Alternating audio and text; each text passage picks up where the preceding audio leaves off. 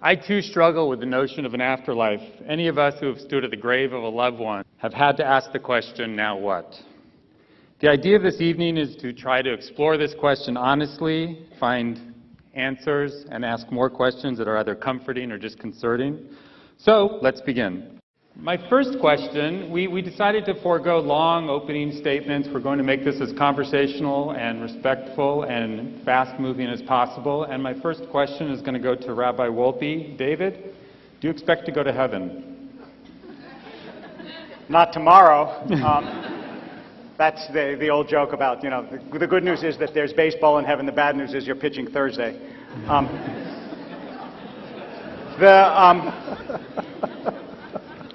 So what I would say is that part of the problem of the idea of an afterlife is that we tend to make it far more literal than it needs to be, and as a result it starts to seem ridiculous. I mean, before you entered this world, could you have imagined mountains and tuna fish and teeth and ideas and music? Of course not. It is literally unimaginable.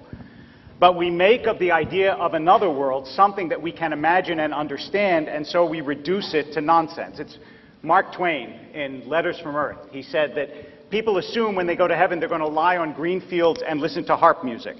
He says you wouldn't want to do it for 5 minutes while you're alive, but you think you'll be happy for the rest of eternity doing it after you die. And the crux of it is, and I suspect really what this evening will come down to, is do you believe that human beings are entirely material? Are you only made of stuff? Or is there something non-physical? Is there something ethereal and eternal about you, about us, some mystery at the heart of this stuff? And if there is, then there's a possibility, that we'll all, I don't want to say go somewhere, because that assumes that it's spatial. And again, that's the way people think, and the way we think is not necessarily the way the world is. Our minds are much too limited to grasp it. But I'll just close by saying that I always assumed that human beings were more than stuff. And for me, at least, this came home on an emotional level when a little less than 2 years ago, my father died. And as many of you know, it is a Jewish custom when someone's buried to throw dirt on the grave. And I thought this was going to be extraordinarily difficult, to take a shovel full of dirt and throw it on the coffin of somebody that I loved very dearly. But I actually didn't find it nearly as difficult as I anticipated, and the reason is that I knew that whatever was in that coffin, he wasn't there. But I also knew that that wasn't the same thing as he wasn't. It just meant he wasn't there, but he was, and he is. I just don't know how. Sam, in The End of Faith, you chide scientists who believe that consciousness ends with death. So, picking up a little bit on what David said, you wrote, the place of consciousness in the natural world is very much open to question. The truth is we simply do not know what happens after death. To my mind, this very much leaves the door open for a belief in the afterlife. Although it doesn't make the traditional beliefs in the afterlife any more plausible. It's not the point I was making there, but it does, that point of not knowing what happens after death is what worries me about this conversation. I've been very worried about this, that all of you have given up a perfectly serviceable Tuesday evening only to hear the four of us tell you every which way that we have no idea what happens after death.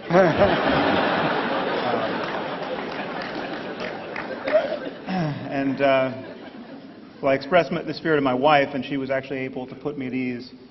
I'm worried, obviously, about boring all of you, and she said, nothing Hitchens does is ever boring. So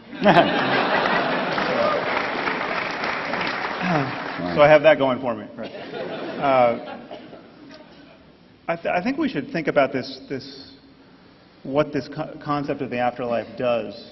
We'll talk about the plausible versions of it and how implausible some of the traditional ones are. But I think, just to give some context, we're living in a world in which 9 million children every year die before they reach the age of 5. Okay, year after year after year. I mean, that is an Asian-style tsunami of the sort you remember from 2004 every 10 days. killing only children before the age of 5. I mean, think about these children, think about their parents. Know that virtually all of these parents are people who believe in God and were praying all the while that their children would be saved. And their prayers were not answered. Now, the afterlife comes into the midst of this reality and as a promise that all of this is going to make sense in the end, that somehow at the end of existence we're going to be all let in on the punchline and have a mighty laugh with Almighty God for eternity.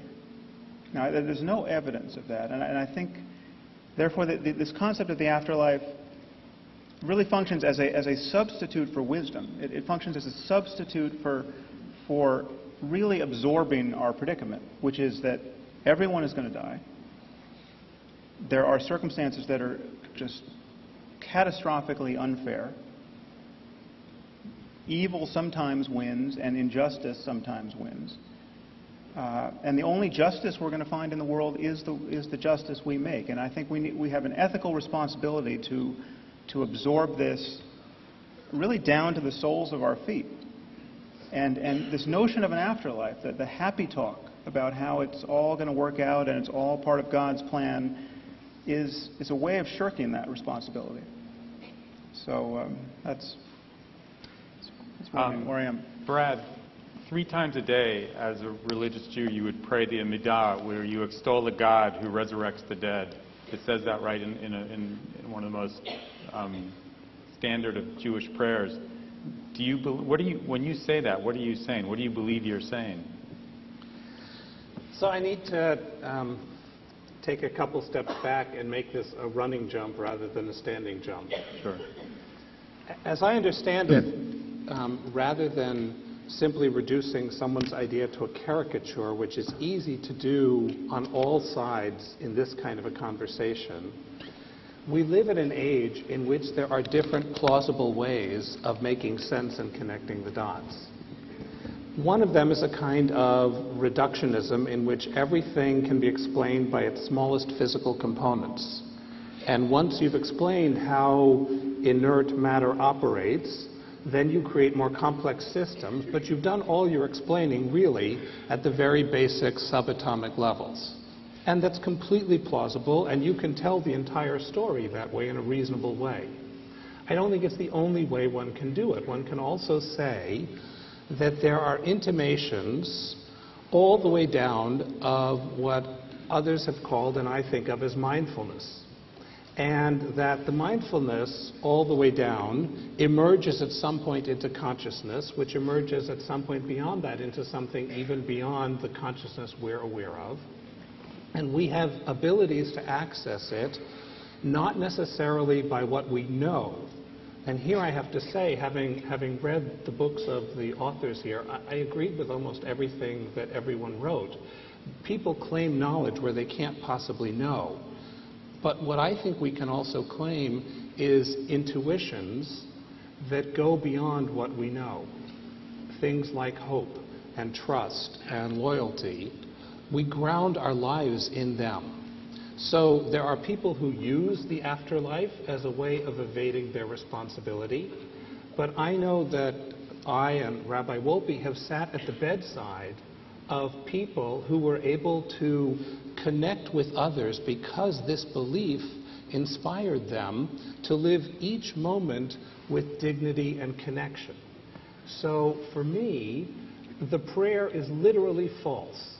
Having lived one life with flat feet and fat thighs, I fervently hope that God does not physically resurrect the dead.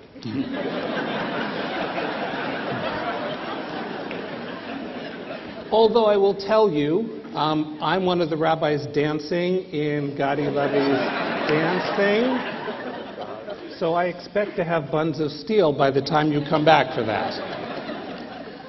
But I think it's a metaphor for saying that there is a oneness of which we are an expression, and that does not cease with our death, and that in some very important way, although not one that is reducible to knowledge, I don't claim to know, but I trust that we continue beyond the grave. Thanks. Christopher, what's wrong with that? If a belief in the afterlife helps one, as Brad said, deal with the inevitability of death, maybe this is a good thing.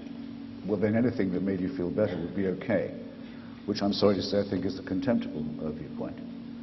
Here's the problem with the afterlife fantasy. It's the same as religion in general. If you can't hear, I hope it's not my fault.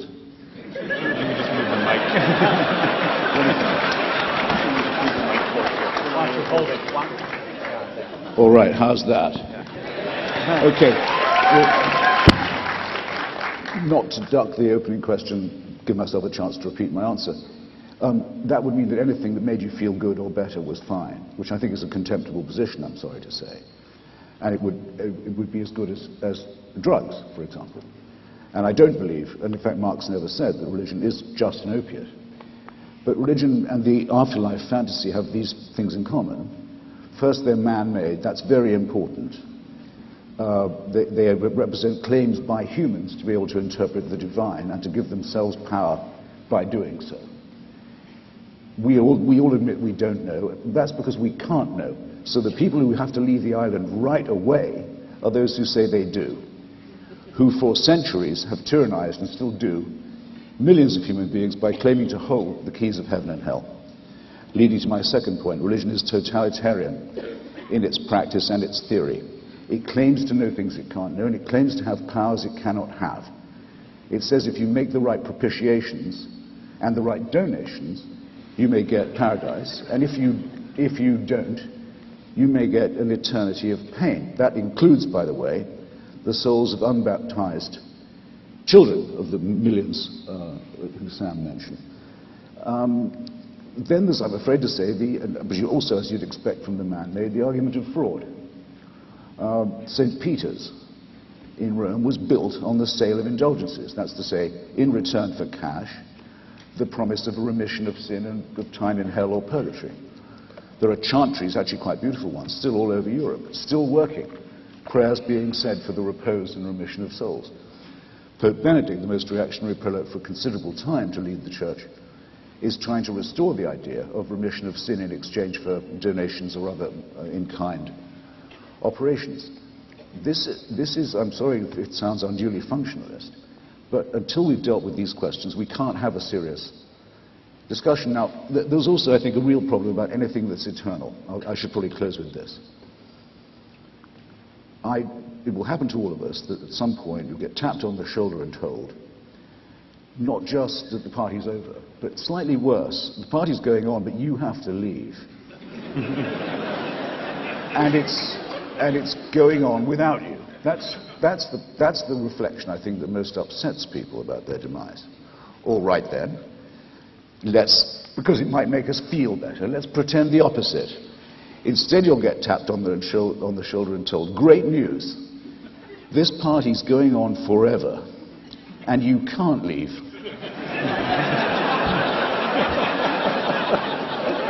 You've got to stay.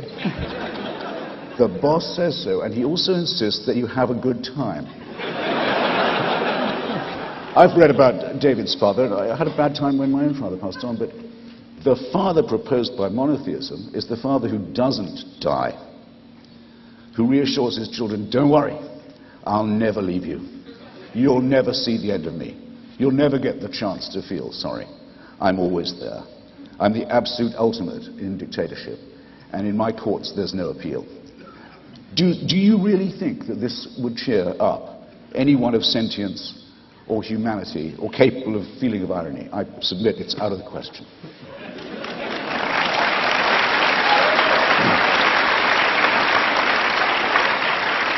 I just want to say I was completely with you until the end when you got silly on us. And the reason I say that is because you speak about God in the same way that you would speak about a much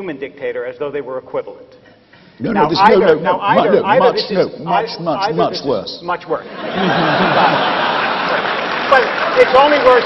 It's only worse because of the eternity of it, right? But the characteristics are the same. No, the absolutism of it. The absolutism of The the lack of- characteristics the lack are of the same. any- the lack of any appeal. But that's not. And the worship of him by his slaves. Except that that's not at all what any tradition envisions, and even if it did envision it, as you and I think would both agree, the envisioning of traditions of what a god could be are very limited and partial.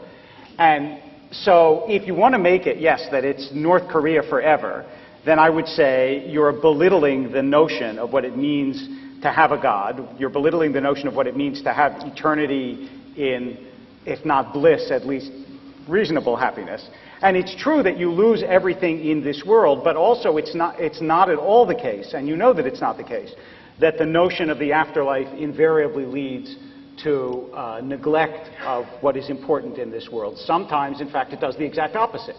You can take large swaths of belief. You mentioned Marx. Communism, for example, which repudiated the idea of the afterlife and therefore thought you have to create utopia here, and it led it to horrendous misdeeds throughout the 20th century. So the belief in the afterlife can be totalitarian and terrible, but so can the idea that there's nothing after this world and therefore you have to perfect human beings here. It can work both ways. I wanted to ask you, Christopher, do you really believe that dead is dead? You don't believe in any kind of consciousness going after death? You believe dead is dead? Okay. The survival of consciousness independent of the brain, which Sam knows more about than I, and we're getting better acquainted with, is quite different from the religious belief in a mandated path by which you can follow or not follow, leading to reward and punishment. Completely different. It's different in the same way as, say, spiritualism was, which wasn't really a religion, but was a very strong, fraudulent movement that not coincidentally flourished after the First World War in the hope of putting people in touch with dead relatives and so forth. Not one single interesting thing ever got said from the other side. Fascinating, you know. Burblings from the beyond, but millions of people pitifully paid attention to it. I guess my answer has to depend on David's point about stuff. We actually know a great deal more than we ever did, than any of our predecessors did, about what stuff we're made of. We know that our DNA gives us enormous amounts in common with other animals, huge amounts. We know that stars had to die. Larry Krauss makes this point very well in his lectures on physics. Stars had to die. One every second blew up, and is still blowing up since the Big Bang. We're made, if you want to call it pretty, from stardust or nuclear waste, depending on your on your analysis. But there's absolutely no reason to think that those molecules would be worth reassembling. That they will rejoin, as do the animals. And as have done the species we didn't know about till recently, the other human tribes, the Cro-Magnons, the Neanderthals, the ones that aren't even mentioned in any holy book, they only died out about 20,000 years ago.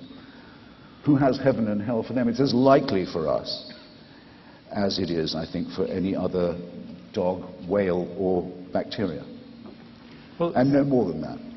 Sam, what does it mean when you write that you think that consciousness may indeed survive? Well, there are many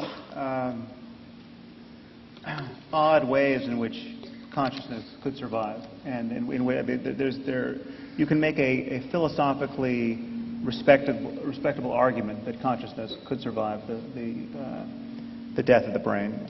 It's by no means the majority opinion in neuroscience or philosophy that it would. For instance, there's a philosopher at Oxford, Nick Bostrom. This is one of the weirder arguments, but still more plausible than the arguments you get from religion. Nick, there's actually very little you have to assume to make this seem somewhat robust. The argument is called the simulation argument, and he argues that we are all very likely not living in a real universe, but living in a simulated universe. And we are being simulated on the hard drives of computers of the future.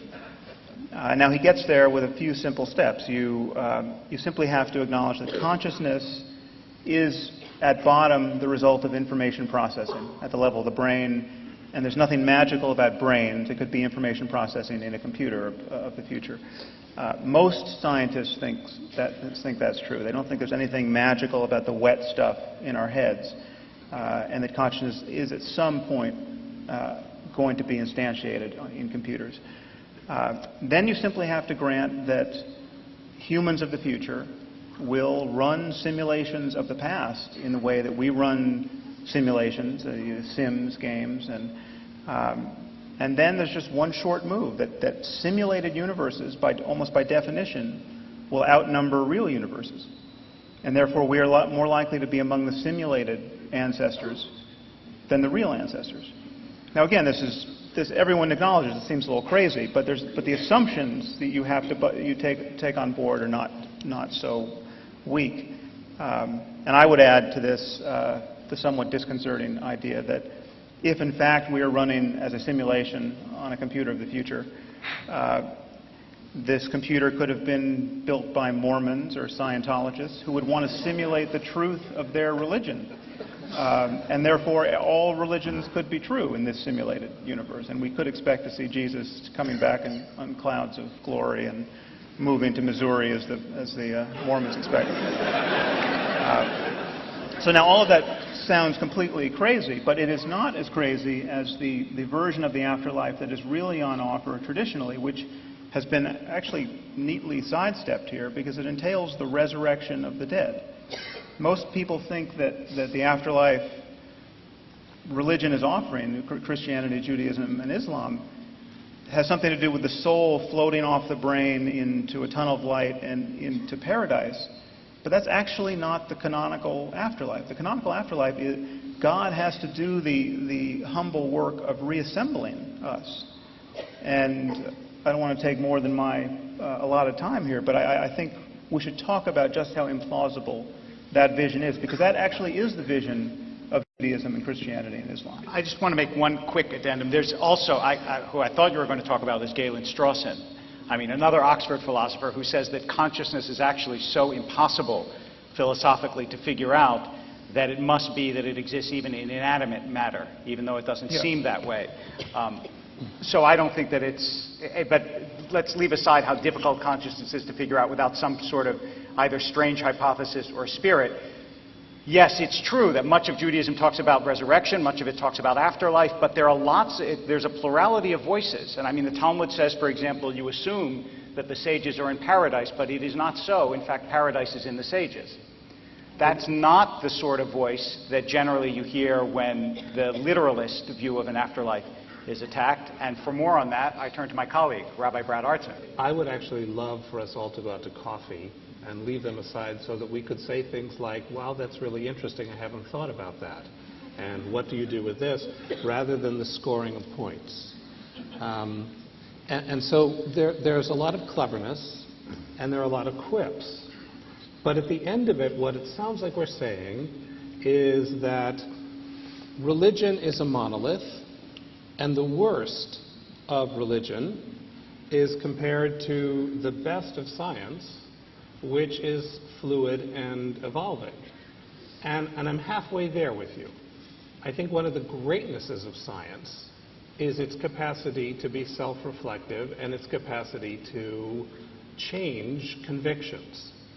But the wreckage of scientific error is fairly impressive, and the diversity of religious thought is also, I think, undergirded, unfortunately, I think, in part because we all had bad religious education as kids and we're still in recovery.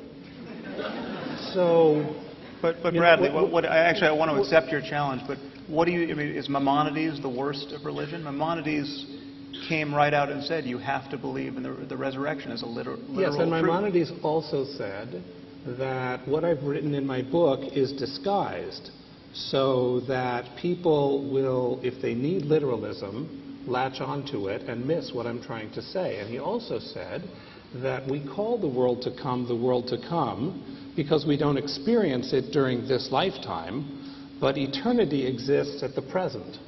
And if you attain a right consciousness, you can be in eternity now.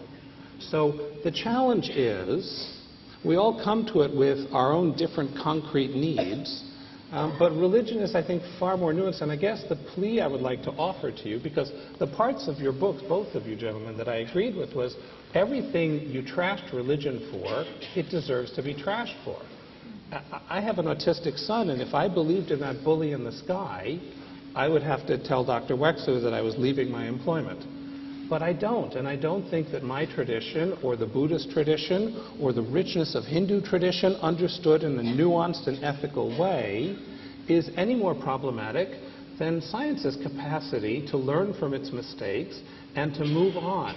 And the way the Bible is used in my community with my students is, I would hold up as ethical as anywhere else, and a part of that is the recognition that although we do not know, we hold to hopes that orient us and allow us to value each other as of abiding significance.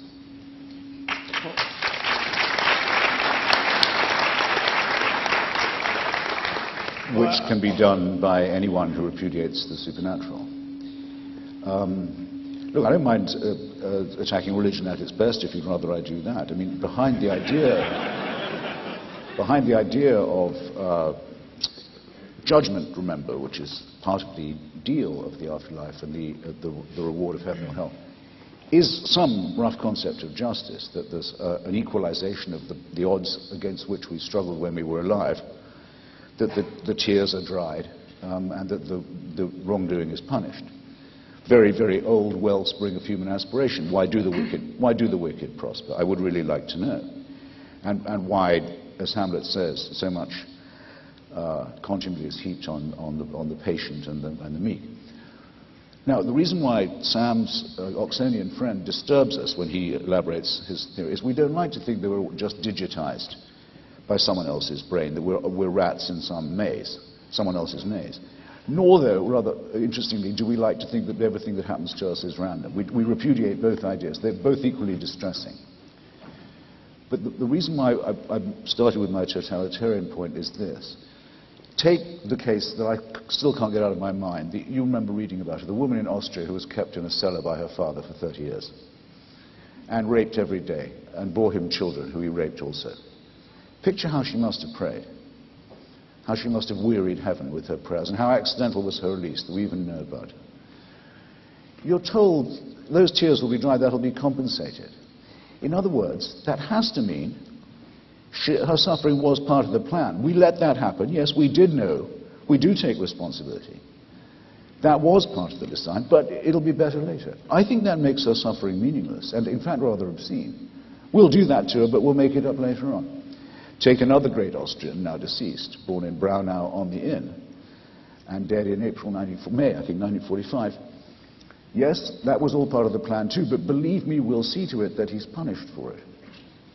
Now, if you don't mind my saying so, Rabbi, that kind of thinking seems to me to materialize both the worst in the concept, the horrible idea of the human being as an experimental object in a design that's opaque to us, where we're played with, and to maximize the horror of randomness. To pick one Austrian, make him very nearly the ruler of the whole of Europe, another Austrian, and keep her as a prisoner of her rapist father for 3 decades.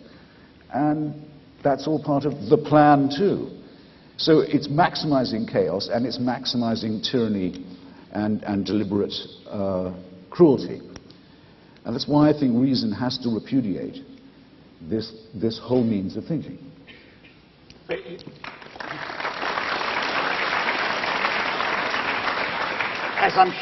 Reason and justice, too, I should add. As I'm sure it would if religion thought that way, but it doesn't, in fact. Wait a minute. No, wait. Dave, I'll give you your time here, please. Okay. That's the move that's really not open to you. If you want to change the subject to a truly purified wisdom tradition that is non-dogmatic, that's just open to mystery, you have to... No, I'm not going to do that. Okay, but if you want to follow the path... You have to hear the move before you repudiate. No, but I think you're taking the move that Bradley You think so, but I might not be. Well, let me just tell you what I heard you do. Okay, go ahead. You just said religion is not the way Christopher suggested it was, and in the vast majority of cases, it is. And so you have to at least admit that we are not caricaturing religion. 50% of Americans think they're going to see their pets in heaven. Okay. I mean, we're dealing. It wouldn't be heaven if you don't. Right. We're having this conversation in the context of Now? how religion is practiced. Soon? Yes. Okay. Please.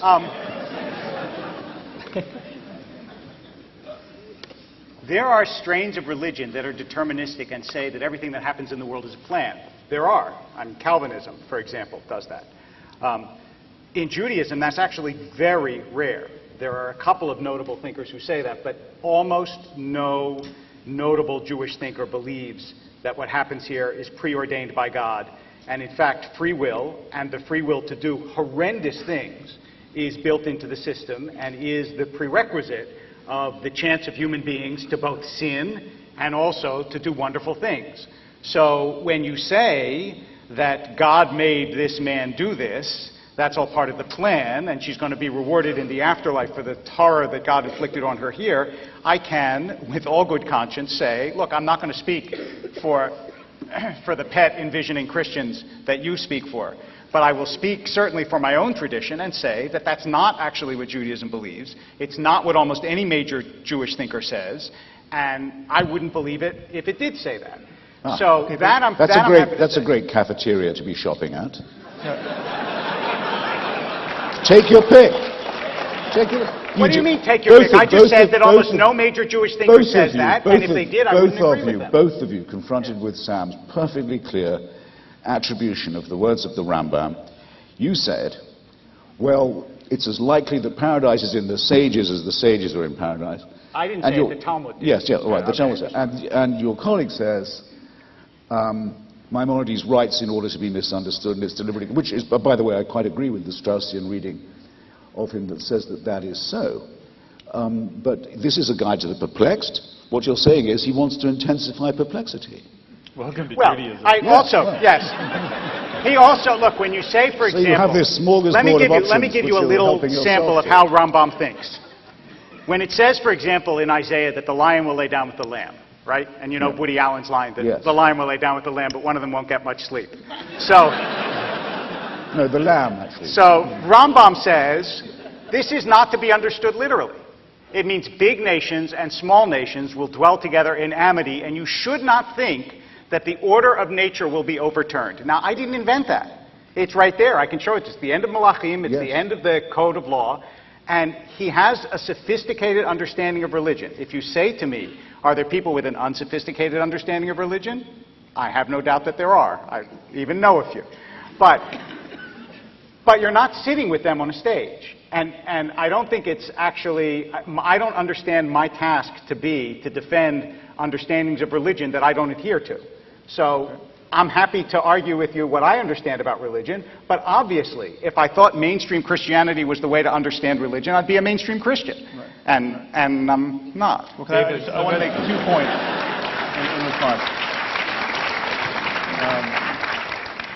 I just want to kind of show you all how the sausage of faith gets made.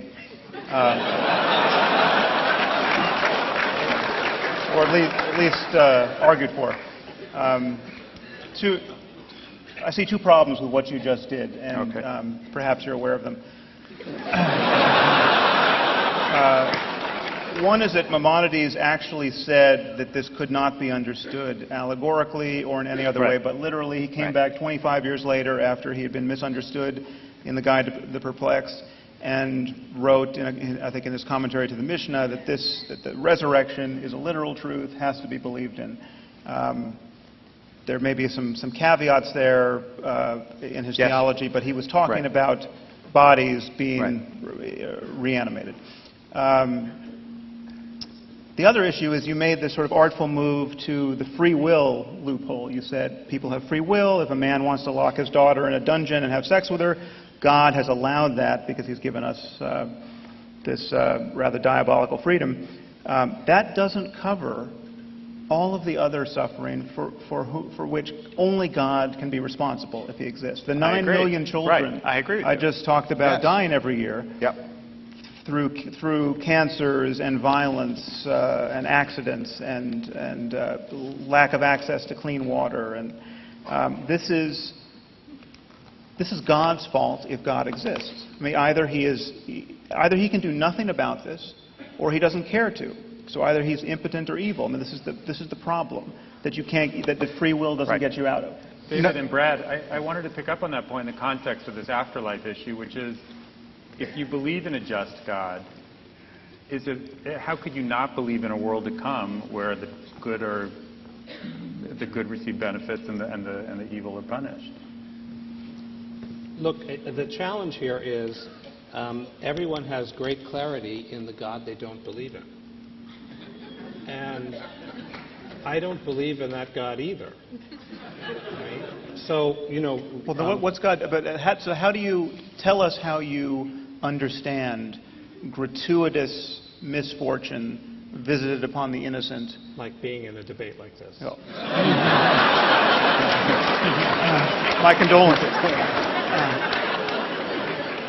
Not forgiven. So, look. This is a talk I give to first-year rabbinical students and congregations all over the country. It is a medieval mistake based on Aristotelian thought that God has to be a simple, unmoved mover, and thereby eternal, omniscient, omnipotent, and omnibenevolent. Right? Those are terms that don't exist in biblical or in rabbinic Hebrew. So I apologize for the way the philosophers kidnapped the traditions, but it's not in the Torah. There is no Hebrew word for omnipotent, meaning all-powerful, and the concept is a nonsense concept. So you're saying God doesn't have the power to change these things? Yes, of course that's what I'm saying. I'm saying that what God has is a different kind of power than the power of the dictator that Christopher Hitchens and I both despise. And that what I look to God to be is a persuasive power, more comparable to a teacher or a lover or a parent who teaches and inspires you to be the best by seeing your potential and by giving you the vision and the power to rise to it. But I don't believe in a God who breaks the rules or who can intervene or who can do magic. And the challenge here, wait, may I just say one more thing before you leap on me? Sure. It is the 125th anniversary of the birthday of Alfred North Whitehead, my Rebbe. And so in his honor, I tell you the following Hasidic story. The story is told of the Kutzker Rebbe, one of the great masters of the Hasidic tradition, who, walking past someone's home, sees that they're so impoverished they don't have the capacity to have a Shabbat meal. And so he prays for her to have a Shabbat meal magically bestowed upon her. I mean this only metaphorically. And no actual Hasid involved in the story itself. So he prays that she should have this miraculous Shabbat dinner given to her, and she does, and he hears a vision which says, because you've intervened in the affairs of this world, you've lost your place in the world to come. And he starts to dance. And he says, when his students question him, he says, for the first time, I'm able to serve God without expectation of reward. That's in mainstream rabbinic tradition. So often I had the sense that what's being criticized is a kind of ignorant abuse of religious nuance, and we certainly know, anyone who's been in an airport has read self-help books that claim to use scientific findings to justify all kinds of stupidities, which I don't think you can hold science responsible for, even though probably numerically there are far more people who have nonsense ideas based on false science as they do in religion. The challenge here is you say it's man-made, and I agree. It is man-made, as is medicine, as is law, but the solution to bad medicine and bad law is not to get rid of it. The solution is to have open discussions and continue to refine it and surpass it. Christopher. There's a story I was told, not unlike that, but a Roman Catholic priest, actually it couldn't really be any Christian. There's a comparable. This is not my fault. Just hold the mic. Hold the mic. Yeah. Okay. There's a comparable story I was told about the death of I think it was a Roman Catholic priest, but it could be any Christian official, really, who gets to St. Peter's Gate and is told, well, you're well done, thou good and faithful servant. here's your place we've been preparing for you in paradise. And he says to St. Peter, but I see that there's terrible suffering and deprivation and misery among the souls in hell. Surely my place is with them, ministering to them. And he's told, you really don't get it, do you? One of the reasons why I like doing this, some people say sometimes, don't I ever get tired of debating with the religious? No, absolutely I don't, because you never know what they're going to say next. Sam and I don't mind being called predictable. It's very easy. We know what we think. We say straight out where we think we know and where we think it's not possible to know, why we don't think there's a supernatural, and so on. But this evening already we've had your suggestion that God is only really a guru, a friend when you're in need. I mean, he wouldn't do anything like bugger around with Job to prove a point. And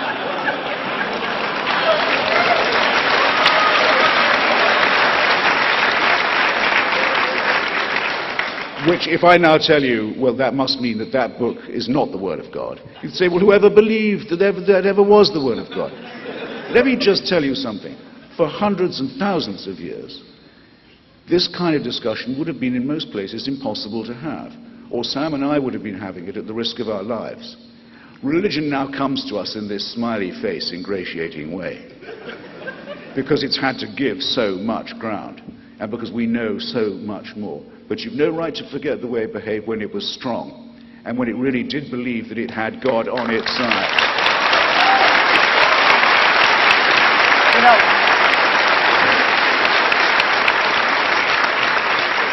I just want to say so much of this is the frisson of the rebel, and I just want to read you these two sentences. It's nonsense to pretend, for instance, that at this date there's something daring and original in proclaiming yourself an anarchist, an atheist. The daring thing, or at any rate the unfashionable thing, is to believe in God. That was 2002, Christopher Hitchens, in a review of Yves Lenoir and George Orwell. And I think that there's some truth to that. It actually is very difficult to argue God in the public square these days. Since Spinoza, yes. What's that? Since Spinoza, yes. Since Spinoza, yes. Actually, since Hitchens and Harris. But despite the fact that there's no question, there is no question, as has been not only pointed out but easily admitted, that religious thinkers in the 21st century don't actually, if they have good sense, pronounce identical nostrums to religious thinkers in the 2nd century, even though they may use much of the material to explain what they believe. The dilemmas and the essential answers are the same. And the dilemma that we're facing is the extraordinarily difficult realization that when you die, you lose everything. And that's always been true. And everyone has always faced that. And that's, have time for a really short poem? Yeah. Hausman, A.E. Hausman, has this kid standing in the town square. He says, "Good people, do you love your lives, and have you ears for sense? Here is a knife like other knives that cost me 18 pence. I need but plunge it in my heart, and down will come the sky, and earth's foundations will depart, and all you folk will die." Right? It's like you lose everything when you die. And that's always been the case. And religion, in one sense, has always realized that, which is why you get, especially in, I'll speak about my own tradition, a tremendous emphasis on making this world better. Which is why you can't build a community without what we would call essentially a welfare state in any Jewish community in the world. Because the understanding is there will always be suffering, there will always be pain, and it's the human job to ameliorate that. We're actually taking the discussion a little bit to a different level, to the consternation of some of my discussion partners, which is to say, look, you all know, for example, let's think about this not as biologists but as physicists. You all know that there's this idea in physics of multiple universes. That is, that right now there is a universe, or many of them, that parallel our own, with maybe slight differences, like maybe there's a universe where Rabbi Artson and I are winning.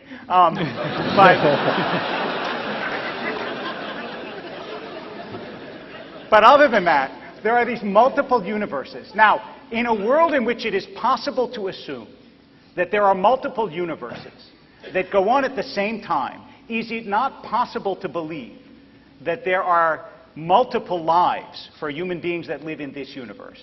That's actually, despite the fact that I know you have many problems with religious history and religious doctrine, that's the question we were asked tonight. Is it possible that there's an afterlife?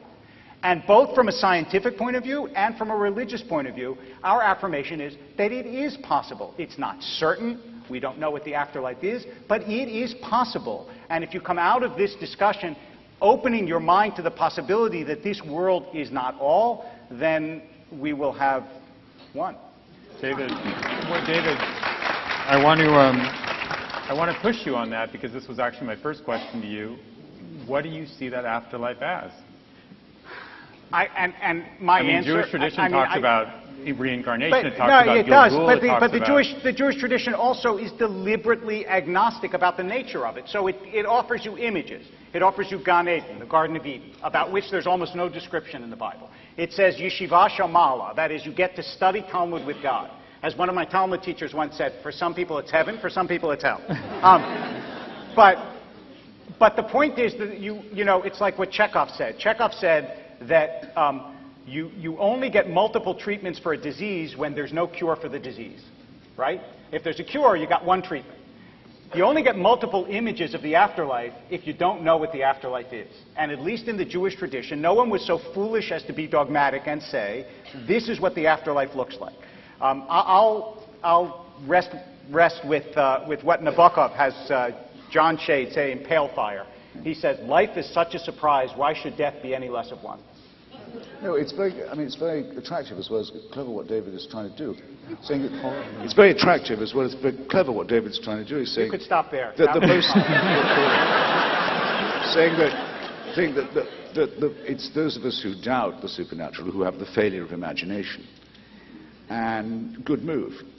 But there's no one who can't play this game. There could be an afterlife and no God. Why not? There could be many gods and no afterlife.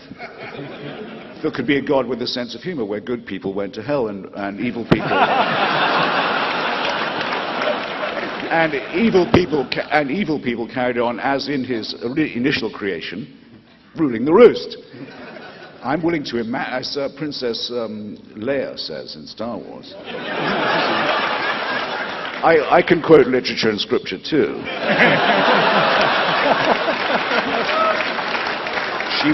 She wants to borrow Harrison's starship, and he's reluctant, and her envoy says, she's prepared to offer you more money than you can imagine.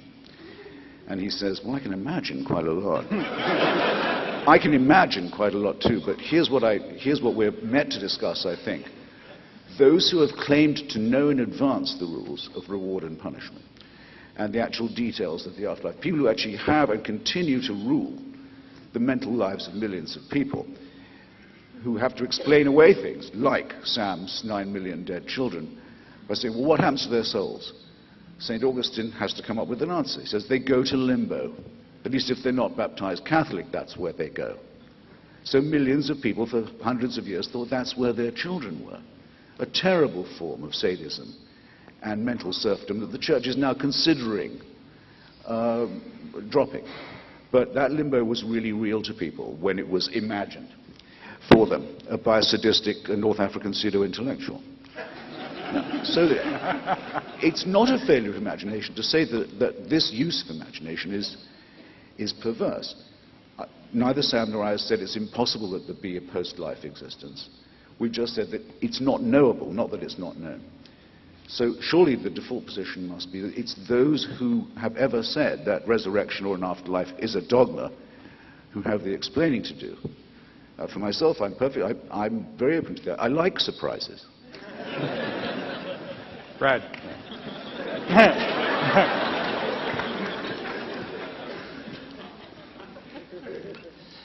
I find myself once again agreeing with everything that Christopher Hitchens said, except you thought I was clever too? Except for 1%. Except for 1%. And for me, the main reason for an afterlife is frankly not to bring justice about in this world, but I won't have time in this lifetime to read as much as David Wolpe. And I would like to read some of the references that he's able to spit out all the time in such a learned way. Look, you talk about being at a cafeteria, and it does feel to me like we're using a stacked deck. So what religion says in the 2nd century is grist for the mill, and what science said in the 2nd century is, of course, outmoded.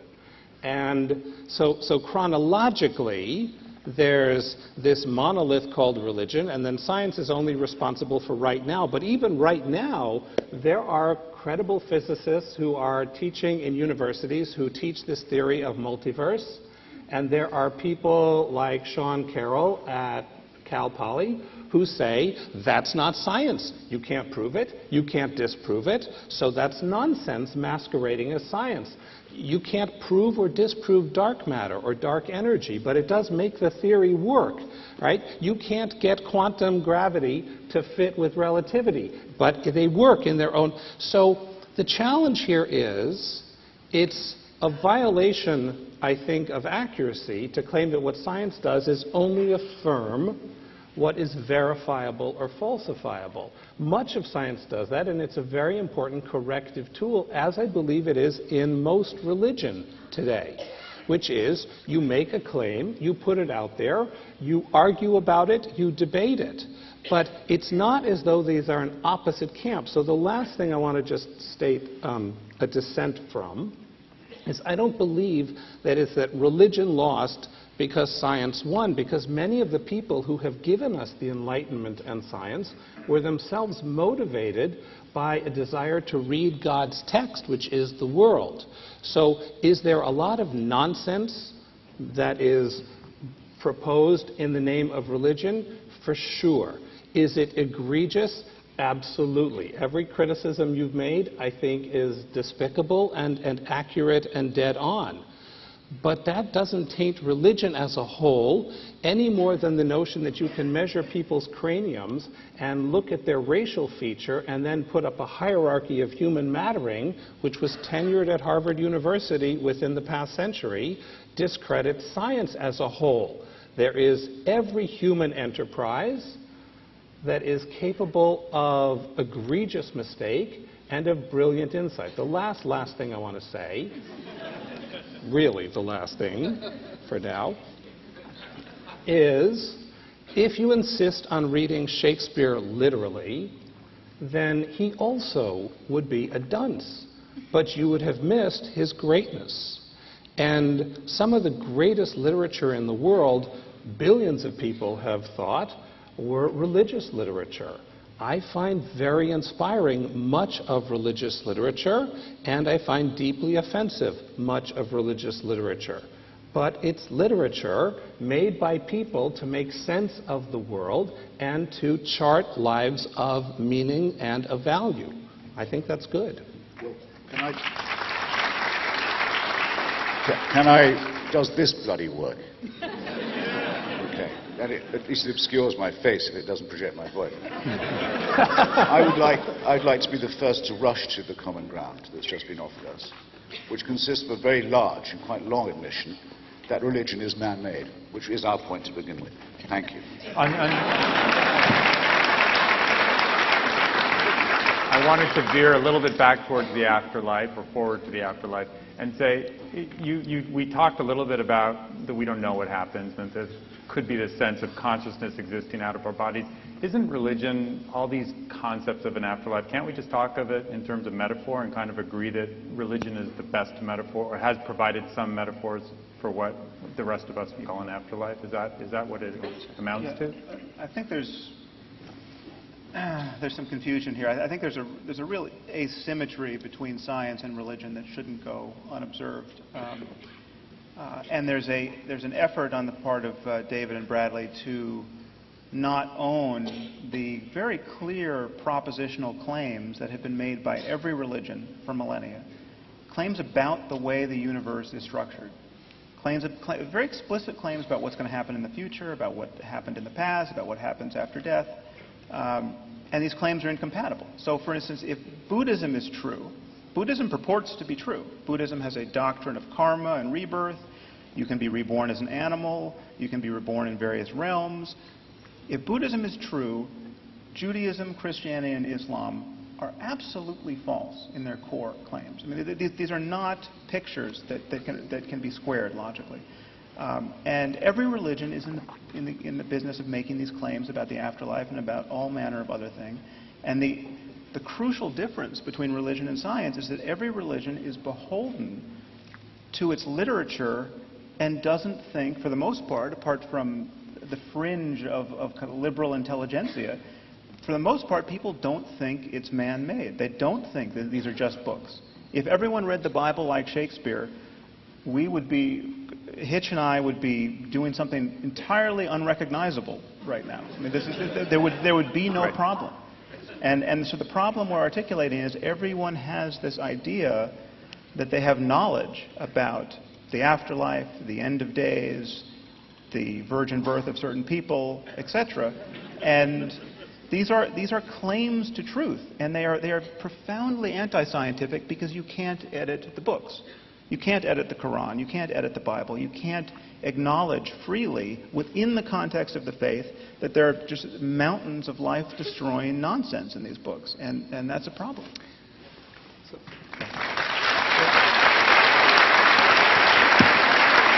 So talk a little bit, then we'll move on to the next. Yeah, give a brief Okay, response. I want to just say this, that it is undeniable what Sam said about the fact that there are truth claims in different traditions that contradict each other. But here's what I think ought not to go unnoticed. I've been at any number, as almost every clergy has at one time or another, I've been at any number of interfaith conferences. I was just spoke at an interfaith conference in San Diego on labor in different traditions, okay? And it was everything from Native American, there was a Native American dance, there was a Buddhist chant, there was a reading from the Quran, you know, and the Jew talked. So it was a true interfaith conference. And here's what was so interesting about the time that we all spent before we went out on stage to do our dances, either literal or metaphorical. We were all talking about our traditions. We all understood that there were serious differences about part of it, and everybody there, I think in all sincerity, and not just to be nice, agreed that there was a profound core of similarity in these religious traditions, that we saw the world as more than material, that we saw human beings as having a sacred destiny, not only an occupational destiny, that we thought that kindness and goodness was the mandate of whatever force we understood to run the world. I mean, these are serious, and they are truth claims, but they're truth claims that are outside the realm of science. Science can't decide whether there is, in fact, a sacred destiny to your life. It doesn't ask those kinds of questions or give those kinds of answers. Religion does. And the day that you say that all of religion is off the table because, after all, it says in Genesis that the world was created in 7 days, and we know that's not true, then what you do is you throw out the very serious, comprehensive, and shared questions of meaning of human life that really, really matter to the way people live, and that you ought not to do. Okay, I want to talk a little bit about what evidence there is for an afterlife, because when you read books about it, it inevitably comes up that people purport there to be evidence. So I wanted you all to share your thoughts on that. One of the most common tropes is the near-death experience. Yeah. There have been, I think, over the last 3 decades, there's been 40 studies of some 3,400 near-death experiences, and they've been published in journals like Lancet and Annals of American Psychological Journals. And Barbara Haggerty did a book on this called Fingerprints of God, where she interviewed a lot of the people who did these studies that were published in peer-reviewed journals, and a lot of the people she interviewed said that they cannot help but think, after investigating these in a scientific way, that they point to something beyond this life. I would say almost that was wrong by definition, because it's a near-death experience. It means you didn't die. But it's the best we have. No. If someone is reported dead on Tuesday and you see them on Friday, the overwhelming, well, not the obvious conclusion is that the initial report was mistaken. We have no reason to think otherwise. I've read a lot about this stuff. In fact, I have 2, if you care to get the Portable Atheist, which I edited, there are 2 accounts by great philosophers, the late A.J. Ayer, and fortunately very current Daniel Dennett, about their own so-called near-death hospital experiences of people who were battling with very grave onslaughts on their health, which I recommend you read for the very confirming rationality that they bring to it. Dinesh D'Souza, who's a frequent debating partner of mine, has written a book about this too, and the most persuasive example from any hospital he's found, and I get it all the time, is a woman who floated out of her body, out of the bed, made a tour of the outside of the hospital, Saw the shoe. noticed that there was a running shoe on one of the windowsills, woke up, reported it to a nurse, whose name we've never been told, and who went and looked, and there was the shoe. Now, if that doesn't prove it, I don't know what does. I could hardly be more reassured if I'd been told that it was able to reunite it with its missing pair. NDE is bullshit. It doesn't count. It's not coming back from the dead, nor is it an account of what happens to you when you're gone. It's what can happen to you with the help of life-preserving scientific medicine while you are still alive. Finito la promessa. I would just add one thing. This kind of question is still scientifically tractable. Reasonably serious people have tried to study the near-death experience. And this idea of consciousness somehow rising, dissociating from the body and rising to a point above the operating theater and looking down on the body, the phenomenology there is common enough that people seem to think that this is testable. And so some people have put random number generators on the top of cabinets in the operating theater, just on the odd chance that someone comes back saying, I saw this weird digital readout above your cabinets, and it was 35721. That would be very interesting. Now, no one to my knowledge has done that, but this is something we could set up this experiment in advance. It wouldn't be merely anecdotal. Have they put shoes up there? Because sometimes that... Well, it's obviously structured along the same lines, but again, there's a reason why we can't make a research program based on that one shoe. It's about as good as the people. It's testable, and there's no data there. Yeah. But people are just as convinced that they used in past lives to be. It always tends to be a princess, you notice, or a charioteer, or something of this sort. It's as real to them as the rest of their pathetic lives are. But it's subjective, and it's wish fulfilling, and it doesn't count. I'm actually a bit amazed we haven't got to wish fulfillment yet. Could I say a word about that? I mean, Freud, in his Future of an Illusion, says that the connection between our desires and our beliefs in the case of the afterlife is so obvious. It's mankind's oldest and most strong dread. Maybe we could duck the fate that appears to be in store for us. That it's unlike any belief that Sam and I can offer you. Maybe all kinds of discrepancies between scientific views. We cannot promise you things of this kind, as religion always has to people.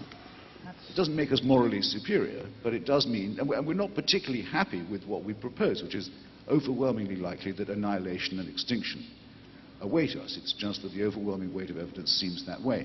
Now, again, to quote Dinesh, he said to me once, well, I can see why people want heaven for themselves, and that's wish fulfilling, and eternal life, even though I think that's a horrible idea myself, but still.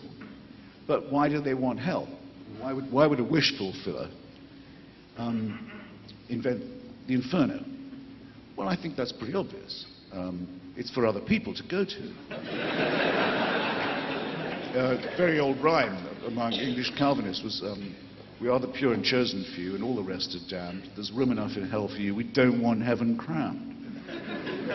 In fact, in the work of many early church fathers, I'm so glad to find, by the way, that anything written in the first century by religious people doesn't count.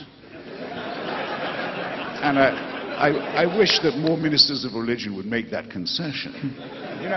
But Tertullian and many other Christian fathers thought that one of the pleasures of heaven, because it's always been rather hard to describe them, you ever noticed that? Eating foie gras to the sound of trumpets was the Reverend Sidney Smith's best shot. We know what the Muslims think for men. Apparently for women, do you know what they get? they get their husbands back. Is that heaven? Nothing man-made about that, right? But the church, at least the Christian church, said, no, one of the pleasures of paradise is surveying and relishing the torments of the damned. When we talk about wish fulfillment, we're talking about the very unpleasant primate species to which we belong, and the self-interested fantasies that it will continue to generate. One of which is religion. Go ahead. Sorry, Go ahead, Brad. Two things to say here. The first, I need to confess to the audience. My mother, the atheist, the Freudian psychoanalyst atheist, wants me to tell you that she's rooting for you guys. And the two can play at that kind of clever and cute trick. So you've confessed that the idea of an afterlife is a hideous idea. Well, of course, there's a wish fulfillment involved in hoping that we're not accountable and that at the end it's all over. So one can pathologize the other viewpoint, but it's unworthy of you. It seems to me that the test in Jewish tradition is not another person's theology, but their behavior. And that unethical behavior is to be condemned, even if it comes from a good atheist, just as it is to be condemned by someone who claims to cloak it in religious rhetoric.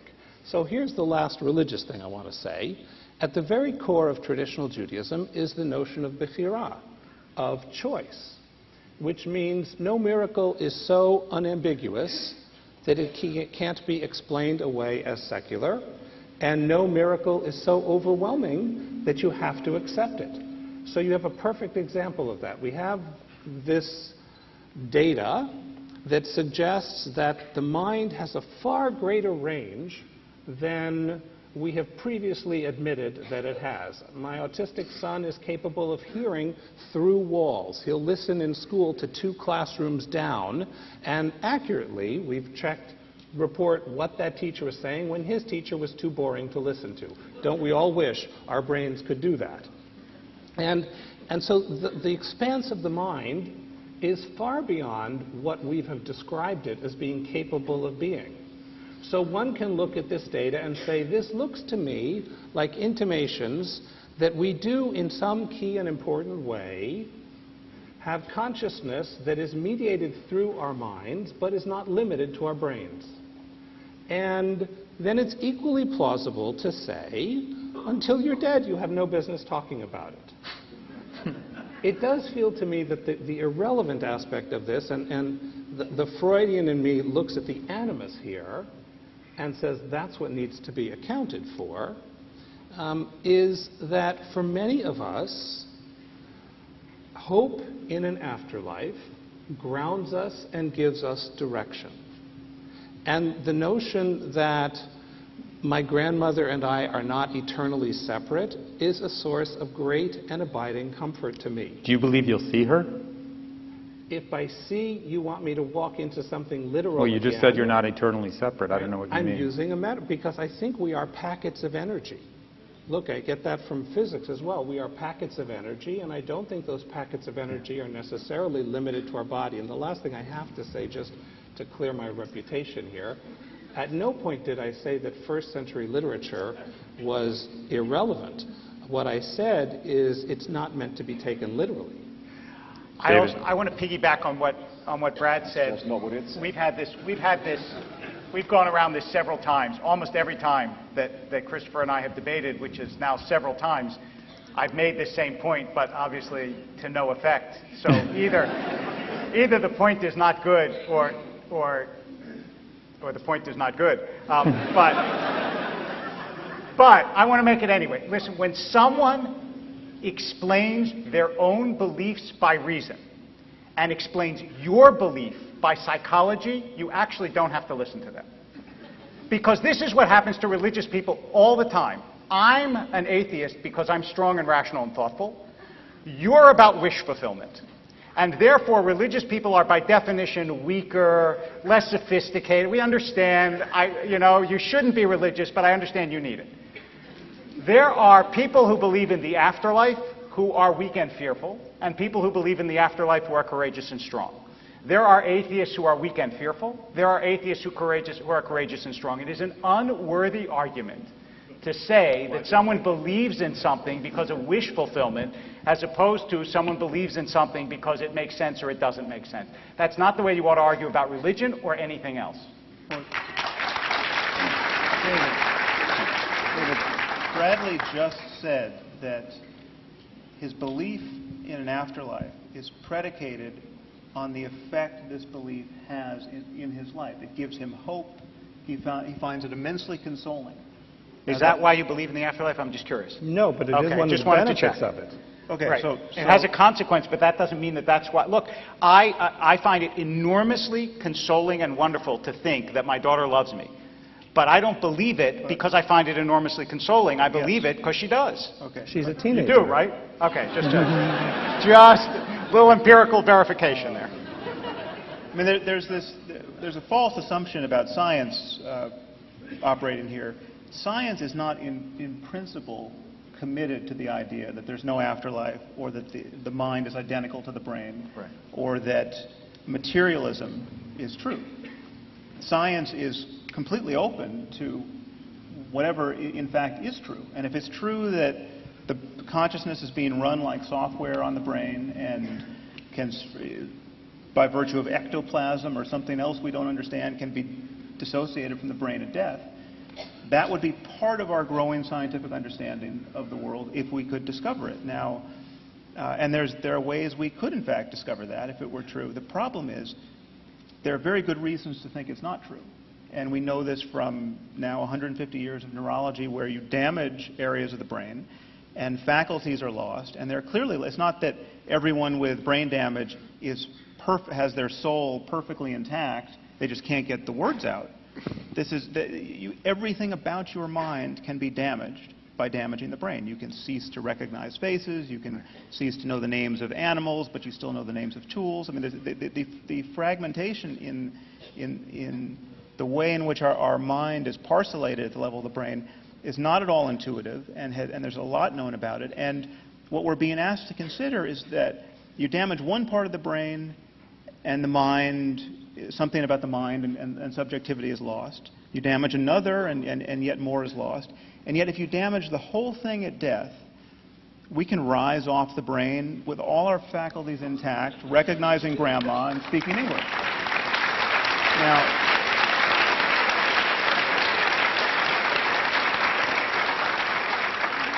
David? And I think a much more important point is if everything you're saying about your religious orientation is true, because you're basically confessing a kind of scientific attitude toward the mysteries of subjectivity and what happens after death, then the usefulness of holding to these traditions and these first century books I'm completely at a loss. I mean, it seems like you're in the wrong line of work. You should be psychology. And I'm sorry to say, David, that your shorthand account of our disagreement is a little... Self-serving? A little deceptive. I mean, if you say to me of yourself that the fact that I hold a belief that makes me feel better has nothing to do with why I hold the belief, I might just believe it from you, I suppose. But Freud isn't as crude as you make him sound. He said that to ask people to accept that humanity's oldest fear, that of death, and oldest wish, that of the ability to survive it, has nothing to do with the faith in an afterlife. It's only a coincidence if it makes people feel better. I'm not going to accept that, and you shouldn't be putting it about either. Yeah. David, you didn't get a chance to respond to the near-death. Does that have any impact on your beliefs? Well, I'll just say this about near-death experiences. First of all, I would love, well, I wouldn't like to have one, but I'd love to have one. And I've been operated on several times with the sad result of having nothing other than unconsciousness during the operation. But 8 million people have reported these near-death experiences, according to a Gallup poll in '92, so presumably others have had it since then.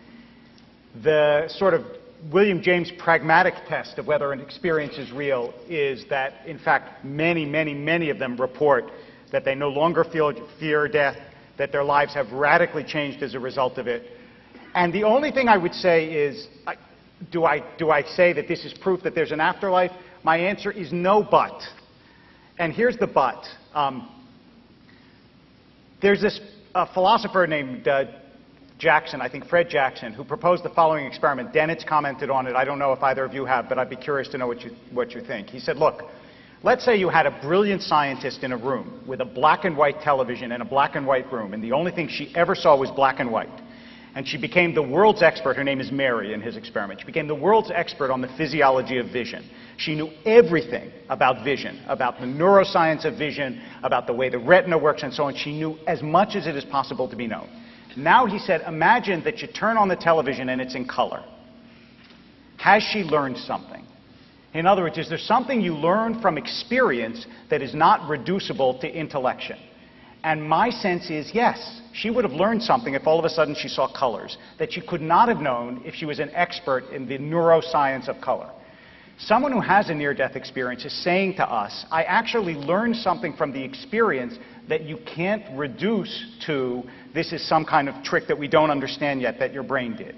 I'm not willing to say that it's proof of the afterlife, but I'm also not willing to dismiss it with a few laughs and say that all the millions of people who've had this experience and have felt that it gave them important information about life are wrong and foolish.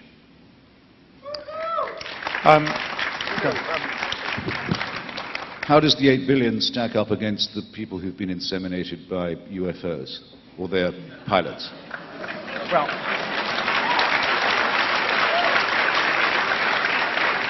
I think there's probably some overlap. Or the many. Let me tell you something. Or the many. I don't know. It's certainly nothing compared to those who've seen the Virgin Mary's statues move or bleed. Nothing like. But does that mean you believe that they, in fact, didn't have such an experience? Is that what you're saying? No, those experiences are real to me, to them. All I ask is that they keep it to themselves if they possibly can. No, I mean, I knew very well a man named Hugh Montefiore, who was one of the only 2 Jewish boys at an English boarding school, until one day Jesus of Nazareth came into his room and said, "Follow me," which he did for the rest of his life. He ended up as a very senior member of the Church of England, a bishop, in fact. In fact, the Bishop of Birmingham, which, by the way, is the first line of a limerick. And acted throughout as if that was as real to him as anything could be, and wrote some very interesting books indeed. And terribly upset the only other Jewish boy in that school who was left as the only other Jew. But yes, of course I have to grant that these things are real to him. I'm not sure I believe that the mass visions of weeping and bleeding statues are as real. I think there's a lot of collective hallucination. Right. Well, and if you ask people to draw what the Virgin looks like when they've only had a vision of her, it's always like the last icon that they saw. I'm not saying that we should fall down every time terracotta gets wet. I mean, that's not my statement here, and I don't believe in weeping statues. But you anthologized 2 of these experiences. It's just that people gave them different interpretations of them. So I have to think that you actually take these experiences seriously. There's nothing in The Portable Atheist about visions of the Virgin Mary crying, but you put Ayer and Dennett's experience in there. They didn't necessarily think that it proved something about the afterlife, but you must have credited the experiences enough to put it in your book. Well, sure, because anything that suggests that people are having... NDEs are pretty new, and so are a large number of medical and life-prolonging techniques. I think that's interesting enough in itself. That people can now live long enough or be well-tended enough to have experiences of consciousness that we haven't even begun to study yet. Yes, that of course deserves to be taken seriously. But the people who say, oh, all that does, it's not really new, all it proves is what we already knew from the first vision or from the first promise of the divine, are doing what religion always does, assimilating what they can of the discoveries that would otherwise make nonsense of it. It occurs to me as you're both talking that both of you have faced serious illness in your lives, and I'm wondering if that at all has shaped your view of the afterlife. David? I actually don't think so. No. It neither mitigated my terror, nor did it, I think, reinforce my faith. I think that although I changed as a person, I don't think that I changed, at least I hope I changed as a person. I don't think I changed belief or the sense that people were more than stuff. Christopher? I would say it fractionally increases my contempt for the false consolation element of religion and my dislike for the dictatorial and totalitarian part of it. But I presume what I say by the first is self-evident. But what I mean by the second is it's considered perfectly normal in this society to approach dying people who you don't know, but who are unbelievers, and say, now are you going to change your mind? It's, in fact, it's considered almost a polite question.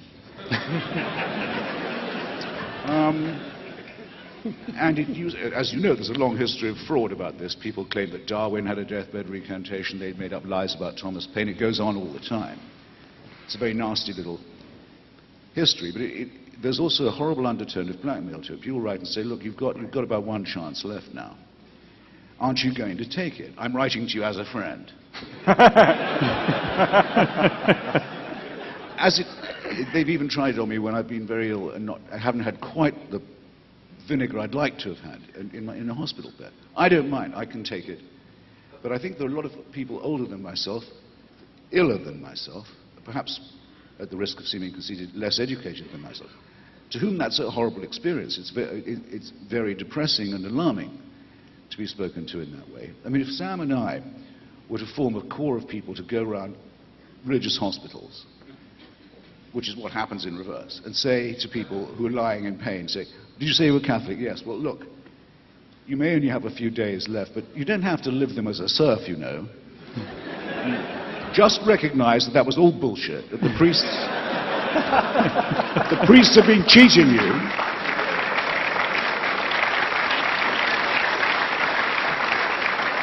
And I guarantee you'll feel better. I don't think that would be very ethical. Okay, but I think it would be something of a breach of taste. But if it's in the name of if it's in the name of God, it has a social license. Well, fuck that, is what I say.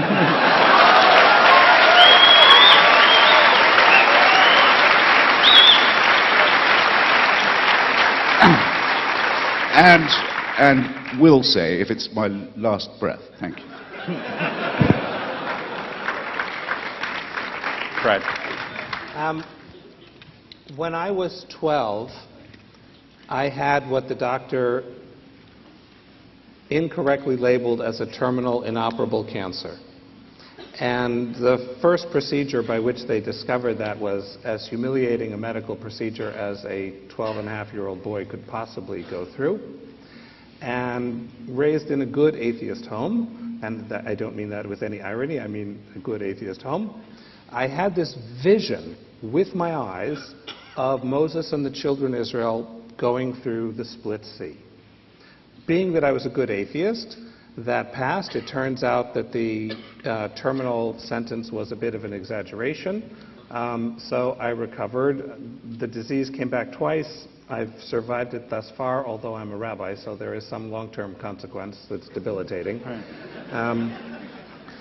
I was a chaplain at Sloan Kettering, walked into someone's room, and she said, looking at this little 25-year-old kid, you know, what the hell can you possibly say to me? You've never had cancer. And I blurted out, I did too, which was the first time I ever consciously was aware that I had had cancer, even though I had gone to cancer wards and whatever. My point here is that mystical experience did not make me a believer. I didn't have a thing to put it on until I became a believer for other reasons, and then I remembered it and went, oh yeah, there was something there. So the challenge I would like to make is I think that in some important way, we really need to become allies. If you'd like to see me as a psychologist, and I need you to write a short note to my mother before the evening is out, because that will please her no end. You know, I also want to say that I think that that kind of militant literalism is equally offensive and problematic on both sides. I don't recognize myself, and I will say here in this audience that neither Rabbi Wolpe nor I are marginal to the religious experience of the Jewish community here.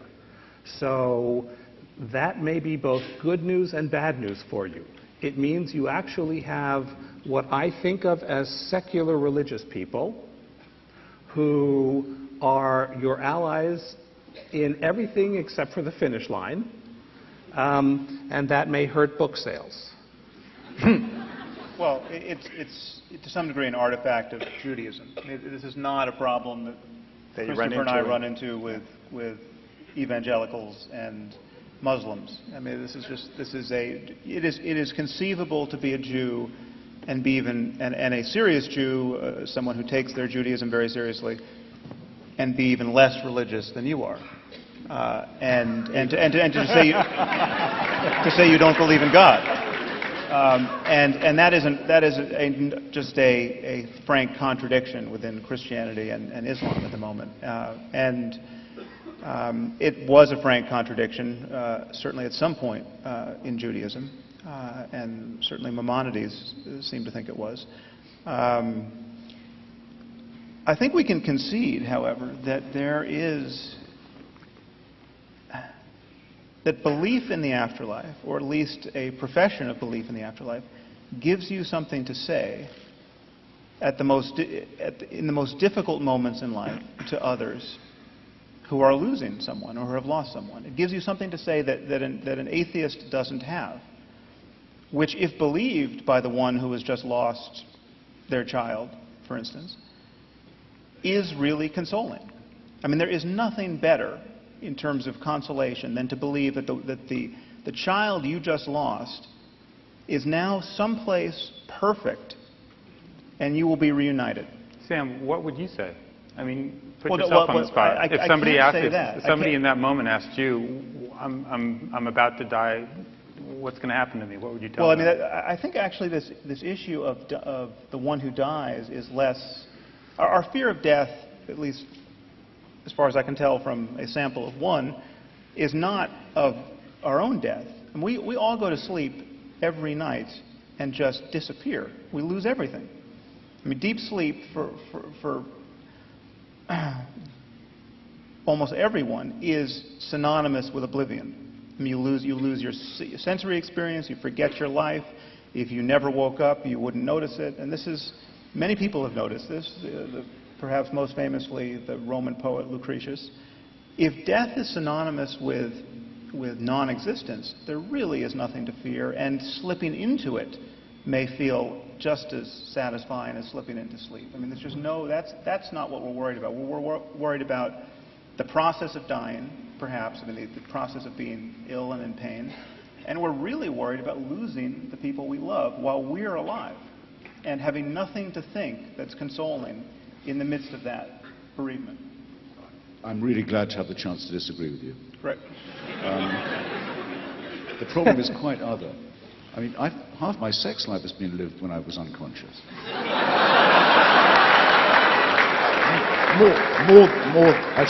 more than half. What do you mean? You're talking about dreams? And not all of that was nightmare either. Which is a thing that really does oppress and distress a lot of people, and which is as real to them as waking. No, I wasn't talking about dreams. I was talking about deep sleep. No, well, deep sleep. Just to hold the mic close. Deep sleep is where they come from, and this is why Hamlet is so well remembered, because when he speaks of the undiscovered country from whose bourne no traveller returns, and he says, I can almost do it. Who would bear the whips and scorns of time, the pangs of disprized love, the law's delay, the insolence of office, and the spurns that patient merit of the unworthy takes, if he himself could his quietus make with the bare bodkin. And thinks it's because in that sleep of death, what dreams might come when we have shuffled off this mortal coil. When I speak about annihilation and extinction, I mean just that. I mean, the screen goes blank and that's it. Right. That's surely what makes people frightened. Well, don't you think Lucretius had a point when he talked about... You're not going to know you're dead, but when you're alive and you're in deep sleep, you can. But, Hamlet says the exact opposite. He says, makes us bear those ills we have Yes. rather than fly to others Yes. we know not That's of. In right. other words, over there are going to be ills too. In other Yes. words, there is an afterlife. That's- Okay, but that's you're why- still I just talking want to put about him on the Yes. afterlife Oh, no. side. Well, his father's just come back from the afterlife. So it's Yeah. clear. All right, so. Though there he you go. still wants some evidence in the next 3 scenes that was... But can we, I have just not one an question. not an Since I want to- apparition. Since I want to be peaceful about this, Yes. can we all agree that whether there's an afterlife or not, the point of life is to live in such a way that you deserve one?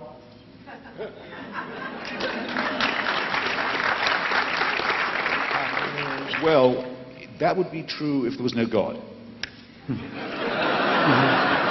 I did my best. I did my best. I That- can't. no, which I've already postulated. There could be no God and an afterlife, or an afterlife and no God.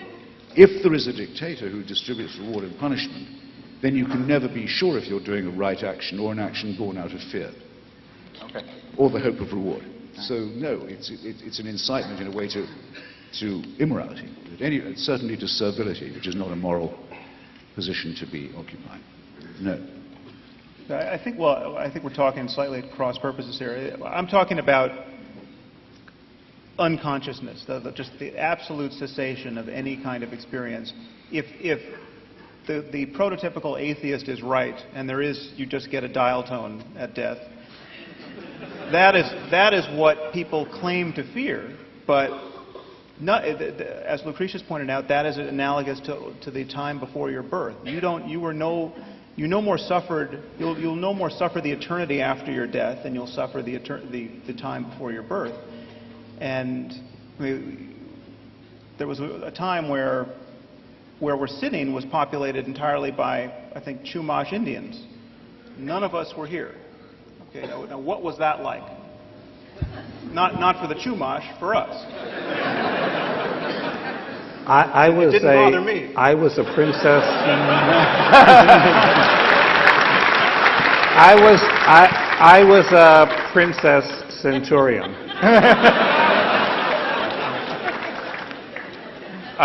Go ahead, Christopher.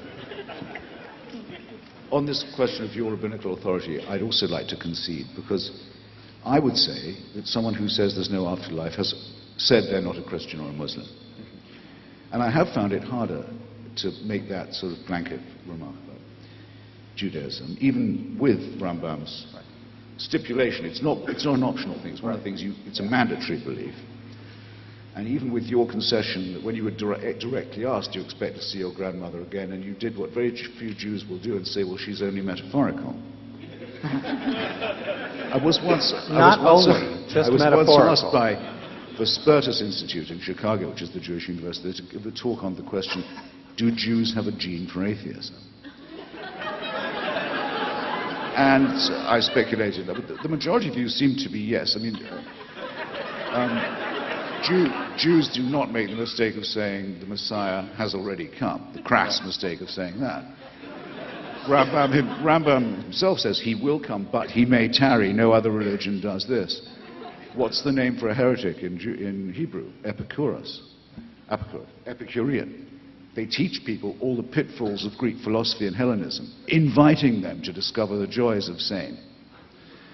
And ever since Spinoza, it seems to me that the Jewish people who probably ought to be doing this, because it was their fault to invent monotheism in the first place, have become the first to transcend it. It can't be coincidence, can it? Just like people say it can't be coincidence so many Jews win the Nobel Prize. I'm serious. Spinoza, Marx, Freud, Einstein, it goes on. And it does seem to be latent in the Jewish demand to ask questions. Yes, except So that I'm very happy. It's much more of a pleasure to debate. Maurice Samuel, who was a Jewish writer and thinker, said that the reason that the Jews continue to exist is that they refused to quit this world until they figured out what it was about. Yes. And Leo Strauss says, very seriously, he said the purpose of the Jews is to show there's no such thing as redemption. The challenge here is, again... The pathetic Christian illusions are not worth entertaining. You're invoking, I think, a name that for me suggests something very different. Spinoza called himself God intoxicated. And it is true that the God with whom he was intoxicated was very different than the literal God of the Bible, although he read the Bible as a political tract that had great relevance for his own time. He used it as a call for freedoms that his own community couldn't see or couldn't understand, and he had a notion of an afterlife. Again, very different than the kind of literalist read that I've heard of, but there is a tradition that goes back to the Talmud as well of rejecting that kind of literalism. Look, the whole rabbinic way of doing midrash, of reading biblical stories against the grain and filling in silences or creating extra, it wouldn't make sense if fundamentalism was the Jewish norm.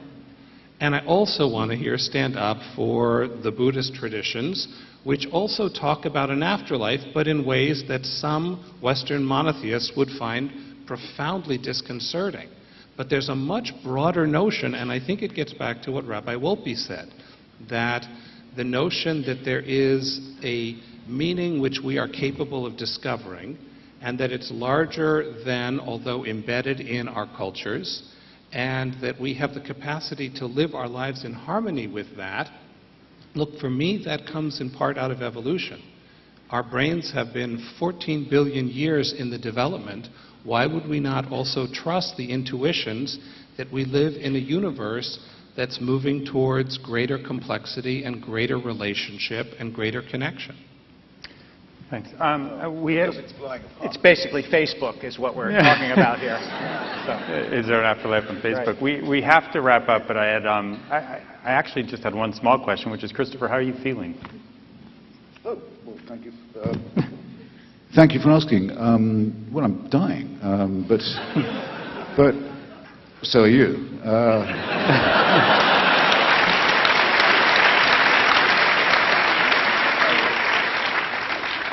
And it gives me the chance, thank you again, to repair what would otherwise have been an ungenerous omission when I was talking about the hateful attitude of so many religious people to sick people. I have had, very involved in my care, a great American, Francis Collins, who's the head of the National Institutes of Health, and who's helped me sequence my genome amazingly, and possibly find a cure for an individualized mutation from which I suffer. Francis is one of the most devout believers I've ever met. In fact, I'm lucky to be his friend because of the religion debate. He's a very sincere and devout Christian, and all he does is say he won't pray for me. And all he does is say he's never seen in his entire medical career anything that he would describe as a miracle cure. And on that, we have one of the nicest armed truces it's ever been my pleasure to observe. Thank you. That just proves debates like this could be life-saving. But the short answer is it's a bit early to say. But who can't say that? No one's ever more than a breath away from the end. And we're born into a losing struggle, and we all knew that, or we should, from the beginning. It's just that I have to think about it a bit more. Anyway, thank you so much for coming. I think I can say that for all of us. Yes. Yeah. Thank you very much. Thank you to the ABU. There you go. Yeah, we liberals are slippery, it's true.